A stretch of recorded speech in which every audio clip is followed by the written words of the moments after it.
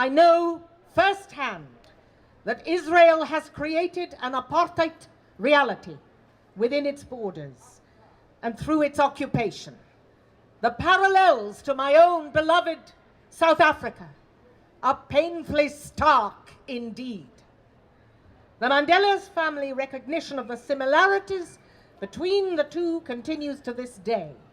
Last week, his grandson, Chief Mandla Mandela, member of the South African Parliament, joined a press conference marking the 10th anniversary of Palestinian civil society's call for boycott, divestment and sanctions on Israel until it abides by international law.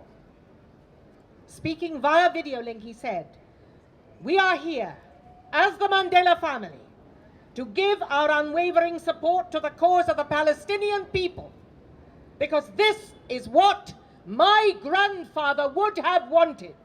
We call on the entire South African people, as we enjoy our freedom that we won with the support of Palestinians, to join every effort aimed at ensuring the freedom of Palestine. The Palestinian people supported us through our darkest days. Now, it is for us as South Africans to join hands in support of the Palestinian cause and ensure that our brothers and sisters also realize their freedom."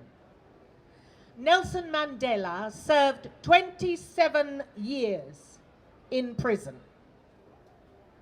I'm going to read from a book that I urge you to go and buy, Palestine Speaks, Narratives of Lives Under Occupation.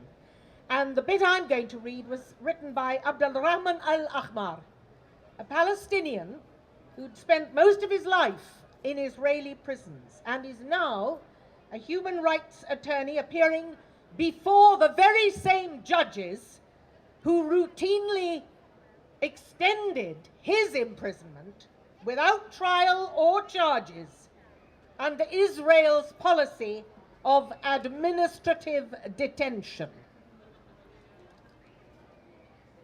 He writes, "I was 15, almost 16. After my sentence, I was sent to Damoun prison. I learned more in prison than I would have in a university. I met some leaders of the resistance. I was so proud of myself. They were the big fighters, and the other boys I was arrested with, they were so happy. We thought we were so grown up, even though we were all still dreaming of growing a moustache. We'd actually shave 4 times a day to try to get our beards to grow in stronger so we could look older. I acted angry about my sentence, not because I thought it was too long, but because I thought it was too short. They gave me 4 years. I wanted 12 years. I thought it was sort of an honor. Those of us who were young and in prison for the first time started to study. We wanted to know everything. We would sit with the older men in Ashkelon, and they told us about their experience. The older prisoners would even organize more formal education, lectures and lessons every day. These were guys who'd been in prison forever. Some of them had been in prison since 1967. I think a few of those guys had been around to hear Jesus lecture.